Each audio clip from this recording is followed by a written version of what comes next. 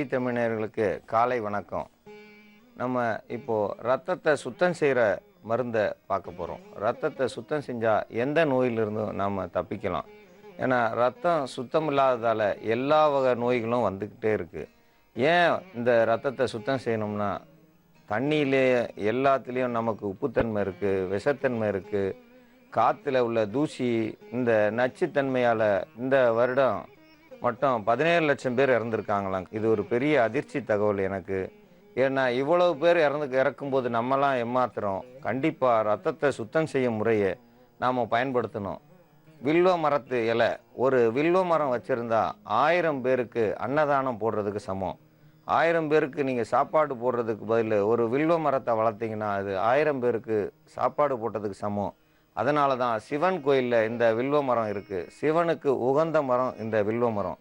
இந்த வில்வ இலையை பயன்படுத்தும் போது சுத்திகரிப்பு செய்யப்படும் ரத்தம். இந்த வில்வ இலையை சாப்பிட அவங்களுக்கு உடலில் உள்ள ரத்தங்கள் எல்லாமே சுத்திகரிக்கப்படும். எந்த நோயிலிருந்தும் பாதிப்பு குறையா வரும். ஏன்னா கண்டிப்பாக இயற்கை உணவு எடுத்து சாப்பிடாம நாங்கள் எப்பயும் போல் சாப்பிட்ற சாப்பாடு தான் சாப்பிட்றோம்னா இருக்கிற அளவுலேயே அந்த நோய் இருக்கும். நோயினுடைய தன்மையை குறைக்க முடியாது. நோயினுடைய அளவு இருந்துக்கிட்டே இருக்கும். இது தினந்தோறும் நம்ம உடலில் சேர்ற அசுத்தத்தை மட்டும்தான் வெளியாகும். நம்ம இயற்கை உணவு சாப்பிட்டோம்னா நம்ம உடம்புல இருக்கிற பழைய நிலையில் இருந்த விஷத்தையும் வெளியேற்றி இப்பொழுது வர விஷத்தையும் வெளியேற்றும். நாங்களும் எவ்வளோ நாளாக மருந்து சாப்பிட்டோம், எந்த மருந்தும் பலன் கிடைக்கலன்னு நிறைய பேர் சொல்கிறாங்க. முதல்ல உணவு முறைக்கு போய் பார்க்கணும். உணவு முறையில் நம்ம பயன்படுத்தினா தான் நல்லது. உடல் ஆரோக்கியம் கூடணும்னா உணவு கண்டிப்பாக வேணும். குருவி எல்லாமே இன்றைக்கி இல்லைன்றாங்க. ஏன் இல்லைன்னா அது குருவி தங்கிறதுக்கு இடமே இல்லை. குருவிகள் எல்லாமே சிறு தானியங்களை தான் உண்டு வாழும். சிறு தானியங்கள் நடாததால் அதுங்களுக்கு உணவு கிடைக்காததால் அது உணவு இருக்கும் இடத்த தேடி போயிடுச்சு. குருவிகளை சாப்பிட்டா சத்துன்னு சொல்லி நிறைய பேர் குருவிகளை அடித்து அதை ஒரு லேகியம் செய்கிறாங்க. அது தவறான ஒரு எண்ணம், தவறான ஒரு கருத்து. குருவிகள் சாப்பிட்றோம் உணவை நம்ம சாப்பிட்டோம்னா குருவிகளை விட அதிக அளவு நமக்கு சக்தி வரும். இந்த சிறு தானியங்கள் நம்ம உடம்புல அதிக அளவு சக்தியை கொடுக்கக்கூடியது. இந்த வரகு, திணை, சாமை, குர்ரவள்ளி மற்றும் கேப்பை, சோளம், கம்பு இவைகளை நம்ம நடுவில் ஒரு வேலைக்காவது ஒரு முறையாவது எடுத்துக்கிறணும். ஏதாவது ஒரு சிறுதானிய உணவு ஒரு நாளைக்கு ஒரு முறை எடுத்துக்கிறணும். அது மத்தியான வேலையாக இருந்தாலும் சரி, இரவு வேலையாக இருந்தாலும் சரி, ஏதாவது ஒரு நேரம் எடுத்துகிட்டு வர நம்ம உடம்புல உள்ள ரத்தம் சுத்தமாகறதுக்கு அது நல்ல பலனை கொடுக்கும். நம்ம எல்லாருமே யாரை நம்பியிருக்கோம்? விவசாயம் நம்பியிருக்கோம். விவசாயி பார்த்து கை கொடுக்கலன்னா நாம் எல்லாருமே இப்படி தான் இருப்போம். நம்ம நகரத்தில் இருக்கோம், நம்ம விவசாயியை கண்டுக்கிறதே கிடையாது. ஏன்னா எப்படியோ செய்கிறாங்க, எப்படியோ வருது. அவங்களுக்கு உள்ள தகவல் உரத்தை போட்டால் நல்லா வந்துடும். அவங்களும் நல்லதை செய்கிறோன்னு நினச்சி தெரியாதனமாக கெட்டதை செஞ்சுட்டு வராங்க. அவங்களும் மாறணும். நம்மளும் நல்லா வாழணும்னா இந்த இயற்கை உரங்களால் வந்த உணவுப் பொருள்களையே சாப்பிடணும். இதுபோல் சிறு தானியங்கள் இயற்கை உரங்கள் போடாமையே வளரும். செயற்கை உரங்கள் தேவையும் இல்லை. இவங்களுக்கு ரத்தத்தை சுத்திகரிக்க செய்யணும்னா கண்டிப்பாக அதுக்கு வில்வ இலை ஒரு முக்கிய பங்கு வகிக்கிறது. இந்த வில்வ இலை சிவனுக்கு உகந்தது. சிவன் இந்த வில்வ இலை இருக்கிற இடத்துல குடியிருக்கிறான்ற பேர். சிவன் இருக்கும்போது உடலில் எந்த பாகத்திலையும் எந்த நோயும் வராது. சிவனுக்கு உகந்த இந்த வில்வ இலை நல்ல ரத்தத்தை சுத்தம் செய்யக்கூடியது. ரத்தத்தில் உள்ள அழுக்குகளை களையக்கூடியது. அது எந்த நோயாக இருந்தாலும் இதை பற்றி கவலைப்பட வேண்டாம். இந்த வில்வ இலையில் தயாரிக்கப்படுற இந்த மருந்தை சாப்பிட அவங்க உடலில் உள்ள அழுக்குகள் வெளியாகும். ரத்தம் சுத்திகரிக்கப்பட்டு நல்ல ஆரோக்கியத்தை தருவாங்க. உடல் தரும். உடம்புல உள்ள அழுக்குகள் போக முக மலர்ச்சி இருக்கும். முகம் மட்டும் மலரும், உள்ள வாழ்க்கையும் நல்லபடியாக இருக்கும். நிறைய பேர் அதிக அளவுக்கு உடல் உபாதைகளோடு வாழ்கிறாங்க. அதை ரத்தம் சுத்தம் இல்லாததால் அவங்களுடைய உபாதைகள் சொல்ல முடியாமல் வெறும் முகத்துக்கு முகப்பூச்சி மட்டும் போட்டு மேக்கப் பண்ணி எல்லாருக்கும் நல்லா இருக்கிற மாதிரி காட்டிக்கிறாங்க. வெளியில் போய் நல்ல முகமாக காட்டி வீட்டுக்குள்ளே வருத்தத்தோடு இருக்காங்க. ஏன்னா உடல் உபாதைகள் அதிகம். ரத்தம் சுத்தம் இல்லாததால் தலைவலி வரும், காய்ச்சல் வரும். காய்ச்சல் மட்டும் இல்லாமல் இருமல், எந்தெந்த நோய் நம்ம நினைக்க முடியாத நோய்கள் எல்லாமே வரும். இந்த அனைத்து வகையான நோய்களையும் பாதுகாக்கணும்னா இந்த வில்வ இலை கண்டிப்பாக பயன்படும். இந்த வில்வ இலை எங்களுக்கு கிடைக்காதுன்னு யாருமே சொல்ல முடியாது. எந்த ஒரு சிவன் கோயிலுக்கு போனாலும் இந்த வில்வ இலை கிடைக்கும். ஏன்னா அது சிவனுக்கு மாலையாக கட்டியிருப்பாங்க. அது கட்டியிருக்கிறது மாலை சிவனுக்குனாலும் அந்த இலை நமக்கு தான் வரும். ஏன்னா திருப்பி நமக்கே தரும்போது அந்த இலை காய வச்சு இடித்து அதை சாப்பிட்டாலும் நம்மளுடைய ரத்தங்கள் சுத்தமாகும். இந்த சுத்திகரிக்க முறையை இப்போ பார்க்கும். இதோடு சேர்ந்து நம்ம திராட்சை பழம், ஏன் எல்லாத்துக்கும் திராட்சை பழத்தை பயன்படுத்தணும்? இது ரத்தத்தை சுத்தம் பண்ணுறதுக்கு நல்ல அளவுக்கு இந்த திராட்சையினுடைய பலன் நமக்கு இருக்குது. இந்த திராட்சை பன்னீர் திராட்சை, எல்லா திராட்சையும் கண்டிப்பாக பயன்படுத்தக்கூடாது. பன்னீர் திராட்சையை மட்டுமே பயன்படுத்தணும். பன்னீர் திராட்சையை பயன்படுத்தும் போது உடல் ஆரோக்கியம் கூடும். இதோடு சேர்த்து மிளகு, எந்த அளவுக்கு உடலில் விஷத்தன்மை இருந்தாலும் இந்த மிளகு அவங்களுக்கு நல்லதை செய்யும். மிளகு நல்லதை செய்யும்போது அவங்களுடைய ரத்தம் சுத்திகரிக்கப்படும். ரத்தம் சுத்தமாக சுத்தமாக உடல் அழகு பெறும், வசீகர முகங்களை கொண்டு வரும். எவ்வளவுதான் உடம்பு மோசமாக இருந்தாலும் இந்த மிளகு சாப்பிடும்போது விஷத்தன்மை வெளியாகும். பூச்சிக்கடி, வண்டுக்கடி, எந்த ஒரு பூச்சி கடிச்சிருந்தாலும் இந்த மிளகு 7 மிளகு சாப்பிட்டா அந்த விஷத்தன்மை குறைய ஆரம்பிச்சிடும். இந்த மிளகை பயன்படுத்துகிறோம். அடுத்து சீரகம், உள் உறுப்புகளை மட்டும் இல்லை, ரத்தத்தோடு சேர்ந்து இந்த சீரகமும் சேர்ந்து பயன்படும் போது ரத்தத்தை சுத்திகரிக்கும். ரத்தம் சுத்தமாக சுத்தமாக நம் உடல் ஆரோக்கியம் பெறும். இதற்கு இந்த மிளகையும் பயன்படுத்துகிறோம். நாம் இப்போது திராட்சையை சுத்தம் செய்து மருத்துவத்தை இப்போ பார்க்கலாம். திராட்சையை முதல்ல உப்பு தண்ணியில் கழுவணும். ஏன்னா உப்பு தண்ணியில் கழுவினா தான் அதில் உள்ள மருந்து பொருள்கள் கலைந்து விடும். அதில் அடிக்கப்பட்ட நச்சுத்தன்மையான பொருட்கள் எல்லாமே சரியாகிவிடும். இந்த நச்சுத்தன்மைகளை வெளியாற்ற இந்த உப்பு தண்ணியில் நல்ல ஒரு மருந்தை வெளியே எடுக்கக்கூடிய தன்மை இருக்குது. அதனால தான் இந்த உப்பு தண்ணியில் இந்த திராட்சையை கழுவுறோம். இது 1 நிமிடம் கழுவி களைந்து அதன் பிறகு மஞ்சள் தண்ணியில் கண்டிப்பாக கழுவ வேண்டும். மஞ்சள் தண்ணியில் கழுவி களைய அந்த உப்பினுடைய காரமும் குறைஞ்சி மருந்தினுடைய நச்சும் குறைஞ்சி அந்த பழங்களை நமக்கு ஓரளவுக்கு மருந்திலிருந்து காப்பாற்றும். நாம் மருந்து சாப்பிடுகிறோம் என்று நினைத்து மருந்தையே சாப்பிட்டு விடக்கூடாது. மருந்து என்றால் உடலை காப்பாற்ற வேண்டும். அவர்கள் கொடுக்கும் பூச்சி மருந்துகளோ ஆள்களை கொல்வது. பூச்சிக்கொல்லி மருந்தைத்தான் சொன்னேன். அந்த பூச்சிக்கொல்லி மருந்துகளை களைவதற்கு தான் இந்த உப்புலேயும் மஞ்சள்லேயும் இந்த திராட்சை பழத்தை கழுவுறோம். இதை கழுவி களைந்து இதை நல்ல முறையில் நல்லா அரைச்சி விதை தோல் எதையும் நம்ம வீணாக்கக்கூடாது. காம்பு மட்டுமே நமக்கு தேவையில்லாதது. காம்புகளை பயன்படுத்தவே வேண்டாம். விதை தோல் அனைத்தையும் பயன்படுத்தி 1/4 கிலோ திராட்சையுடன் 10 மிளகு, 1 ஸ்பூன் சீரகம், 1 ஸ்பூன் ஒரு 5 கிராம் அளவுக்கு சீரகம் வரும். 5 கிராம் அளவுக்கு சீரகம் சேர்த்து இதை அடித்து இதோட சேர்ந்து ஒரு 10 கிராம் அளவுக்கு நம்ம வில்வ இலையை சேர்க்க வேண்டும். 10 கிராம் அளவுக்கு வில்வ இலையை சேர்த்தோம்னா ரத்தத்தில் எந்த ஒரு அழுக்கு இருந்தாலும் அந்த அழுக்கை வெளியேற்ற இந்த வில்வ இலை 10 கிராம் கண்டிப்பாக போதுமானது. 10 கிராம் குறைச்சி தான் எங்களுக்கு கிடச்சிதுன்னா தவறே இல்லை. குறைச்சி போட்டாலும் தவறு இல்லை. 10 கிராம் அளவுக்கு போட்டால் போதுமானது. அதற்கு மேல் தேவையில்லை. தவறு வராது அதிகம் சேர்த்தாலும். ஆனால் தேவையில்லை. இது 10 இலை இருந்த 10 கிராம் அளவுக்கே நமக்கு போதுமானது. இந்த 10 கிராம் அளவுக்கு வில்வ இலையை நம்ம பயன்படுத்தி இந்த சாறை எடுத்து நாம் பயன்படுத்த நாம் உடலில் உள்ள அழுக்குகளை வெளியேற்றும். இந்த வில்வ இலை சேரும் பொழுது திராட்சை, மிளகு, சீரகம் இதோடு சேர்ந்து வினைபுரியும் பொழுது நம் உடலில் உள்ள இரத்தத்தை சுத்திகரிப்பு செய்யும். இந்த இரத்தம் சுத்திகரிப்பு ஆகும்பொழுது உடல் உள்ள உபாதைகள் குறையும்.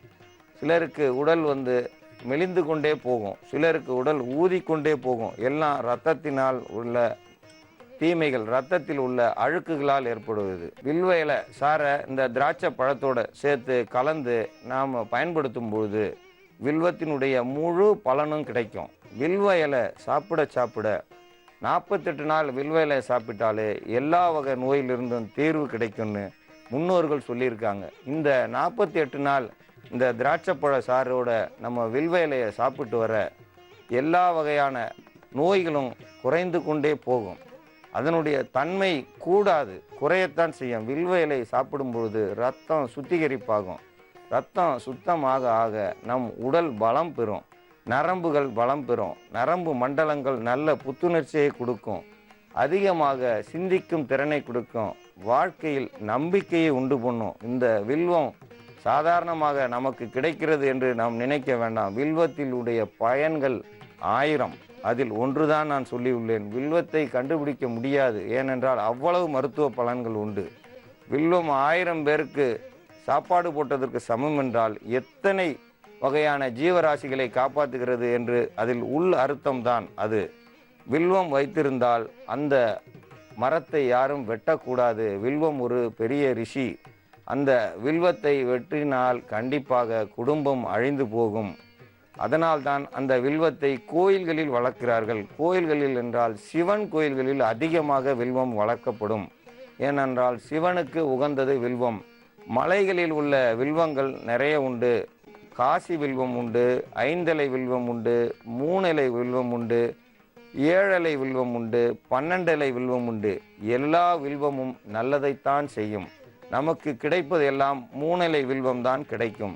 நமக்கு கிடைக்கும் இந்த சிவன் கோயில்களில் உள்ள வில்வங்களே நமக்கு நல்லதை செய்யும். இந்த வில்வங்கள் நல்லதை செய்வதை தவிர வேறு எந்த ஒரு தவறும் செய்யாது. பயப்பட வேண்டியதே கிடையாது. சிறுவர்களுக்கு இதில் 100 மில்லி அளவுக்கு கொடுக்க வேண்டும். பெரியவர்கள் கண்டிப்பாக 1/4 கிலோ திராட்சை அரைத்து எடுத்த மொத்த அளவையும் நாம் குடித்தே ஆக வேண்டும்.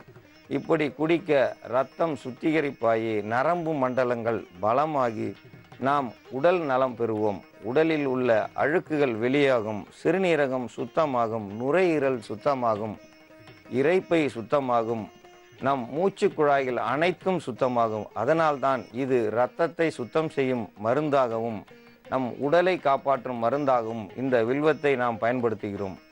வில்வம் என்றால் சாதாரண பொருள் அல்ல. வில்வம் என்றால் எதையும் வெல்வோம் என்று பொருள். வெல்வோம் என்றால் நாம் எதையும் சாதிப்போம், எதிலும் சாதிப்போம். சாதிக்க பிறந்தவர்கள்தான் இந்த வில்வத்தை சாப்பிடுவார்கள். சாதனைக்கு உள்ளான இந்த வில்வம் சாப்பிட உடல் பலம் பெறும்.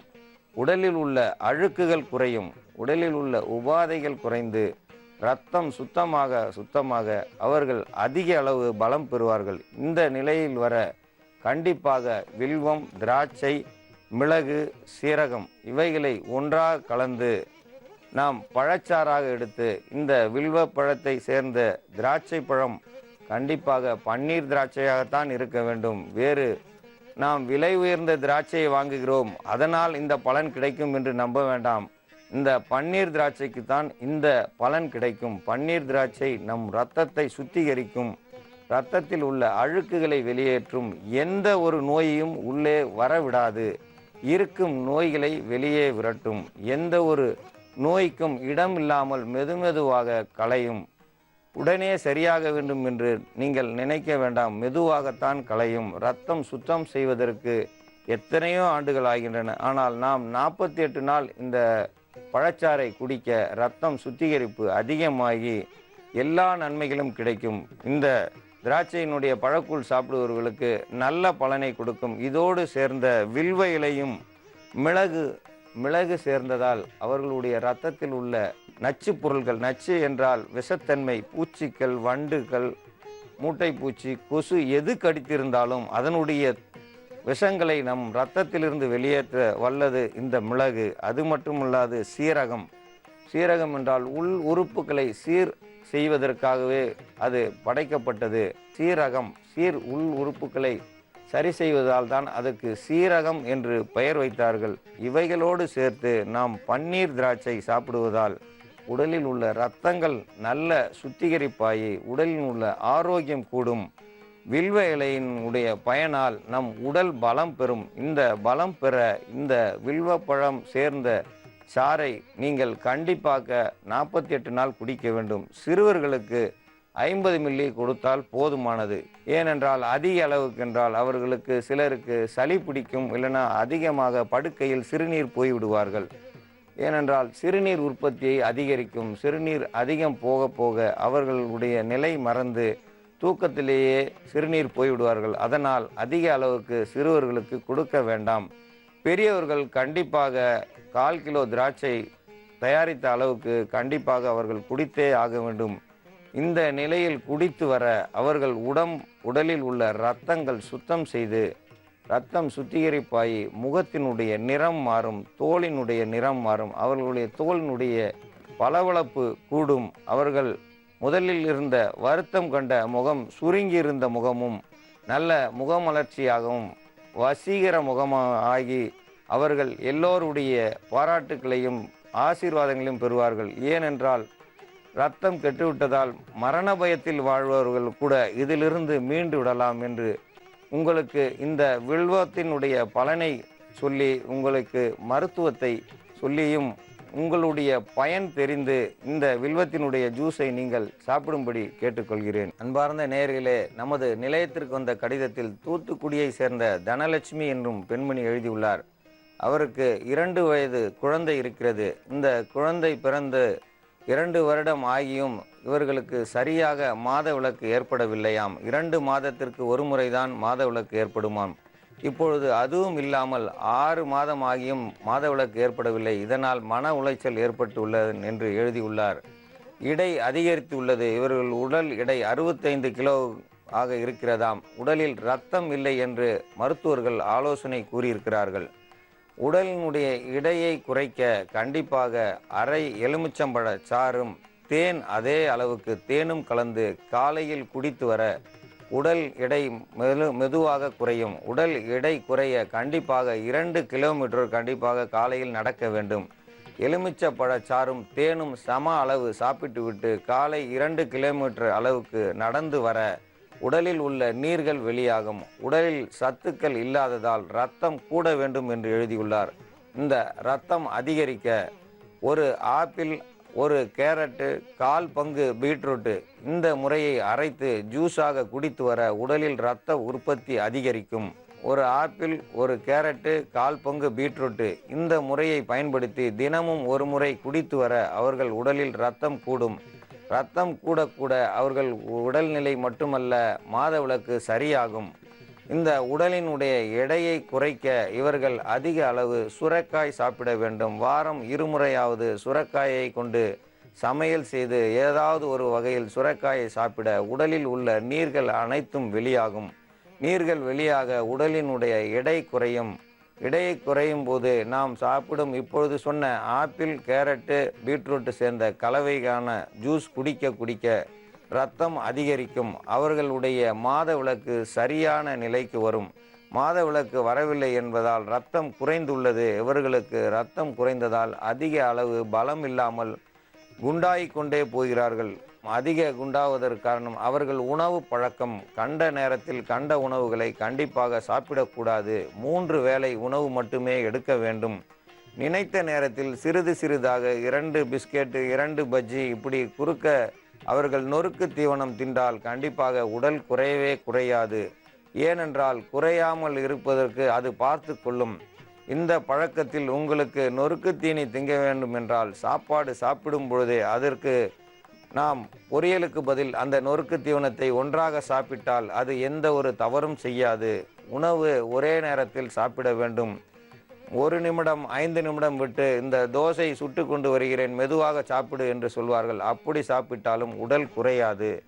ஏனென்றால் முதலில் சாப்பிட்ட உணவு செமிக்கும் பொழுது 2வது சாப்பிடும் உணவு செமிக்க முடியாமல் அந்த செமித்த உள்ளே உள்ள சுரப்பியையும் இப்பொழுது சாப்பிட்ட உணவையும் சேர்த்து செமிக்க வேண்டிய நிலை அந்த குடலுக்கு தள்ளப்படுகிறது. அதனால் புதிய சுரப்பி ஏற்படும் போது உடல் கண்டிப்பாக பெரியதாகும். நாம் மெதுவாக சாப்பிடுகிறோம் என்றால் கவலைப்பட வேண்டாம். ஒரே நேரத்தில் நாம் சாப்பாட்டை கண்டிப்பாக தொடர்ச்சியாக சாப்பிட வேண்டும். விட்டு விட்டு சாப்பிட்டால் உடல் கண்டிப்பாக குறையாது. ஏன் குறையாது என்றால் உடலில் 150 சுரப்பிகளுக்கு மேல் உண்டு. ஒரு சுரப்பியை வெல்ல இன்னொரு சுரப்பி பிறக்க வேண்டும். இப்படி சுரப்பிகள் மாறி மாறி உள்ளே சுரக்க உடல் உபாதைகள் உண்டாகி கண்டிப்பாக உடல் பருமன் பெருத்து கொண்டே போகுமே தவிர சிறுக்காது. அந்த சுரப்பிகளை கட்டுப்படுத்த இந்த எலுமிச்சம்பழச்சாறு தேன் கலந்த கலவையை 48 நாள் குடித்து நடந்து வர உடலினுடைய எடை குறையும். கண்டிப்பாக வயிற்றினுடைய பாகம் குறையும். வயிறு தொப்பை இருப்பது கண்டிப்பாக கரையும். அடி வயிற்றில் உள்ள கொழுப்புகள் கரைய கரைய உடலினுடைய எடை குறையும். இது மட்டுமல்லாது கொள்ளு பயிறு மாலை வேளையில் அவர்கள் ஒரு கைப்பிடி அளவு சாப்பிட அந்த கொழுப்புத்தன்மை குறைய ஆரம்பிக்கும். அதுவும் நாம் சாப்பிடும் சாப்பாடு சாப்பிடும் நேரம்தான் சாப்பிட வேண்டும். சாப்பாடு சாப்பிடும் நேரம் இல்லாது நடுவில் இதை சாப்பிட்டால் உடல் குறையாது. நினைத்த நேரத்தில் சாப்பிடக்கூடாது. அப்படி சாப்பிட்டால் கண்டிப்பாக உடலினுடைய எடை கூடுமே தவிர குறையாது. கண்டிப்பாக 2 கிலோமீட்டர் தூரம் நடக்காமல் உடல் குறையாது. அதனால் கண்டிப்பாக எலுமிச்சம்பழம் சாறு, தேன் கலந்த கலவையை கண்டிப்பாக சாப்பிட வேண்டும். தண்ணீர் குடிக்க வேண்டாம். இதை சாப்பிட்டு விட்டு தண்ணீர் குடித்தாலும் உடம்பு குறைவதற்கான வாய்ப்புகள் குறைந்துவிடும். தண்ணீர் குடிக்காமல் இதை சாப்பிட்டு விட்டு நடக்க நாவறட்சி ஏற்படும். நாவறட்சி ஏற்பட உடலில் உள்ள நீர்கள் வெளியாகும். இப்படி உடலை குறைக்க வேண்டுமே தவிர வேறு எந்த வகையிலும் இந்த உடலை குறைக்க முடியாது. இவர்கள் முருங்கைக்கீரை வாரம் ஒரு முறை சாப்பிட அது வயிற்று உபாதைகளை உண்டு பண்ணும். கவலைப்பட வேண்டியதில்லை. வயிற்றுப்போக்காக சிலருக்கு மாறும். அது உடலை குறைக்க வல்லது. உடலில் உள்ள நீர்களை எடுக்க கேழ்வரகு புட்டு சாப்பிட்டு வர வேண்டும். இவர்கள் கேழ்வரகு புட்டு சாப்பிட உடலில் உள்ள நீர்களை அந்த கேழ்வரகு எடுத்துக்கொள்ளும். எவ்வளவு நீர் உடலில் இருந்தாலும் இந்த கேழ்வரகு இழுத்து அது தனக்கு பயன்படுத்தி உடலை சிறியதாக்க ஆக்கும். கேழ்வரகு சாப்பிடுவர்கள் கண்டிப்பாக பெரிய உடலாக இருக்க மாட்டார்கள். தினந்தோறும் கேழ்வரகில் கூழோ அல்லது களியோ சாப்பிடுவர்கள் உடல் இளைத்துவிடும். உடல் இளைத்தவர்களுக்கு கேழ்வரகு கூழ் கண்டிப்பாக கொடுக்கக்கூடாது. இளைத்தவர்கள் சாப்பிட்டால் அவர்கள் உடல் சத்துக்கள் குறைந்து அதிக பலவீனம் ஆவார்கள். குண்டானவர்கள் அந்த கேழ்வரகு கூழ் சாப்பிட அந்த குண்டான உடல் குறையும். அந்த குண்டான உடல் குறைய குறைய இந்த ஆப்பிள் பழ ஜூஸு சாப்பிட இரத்தம் அதிகரிக்கும்.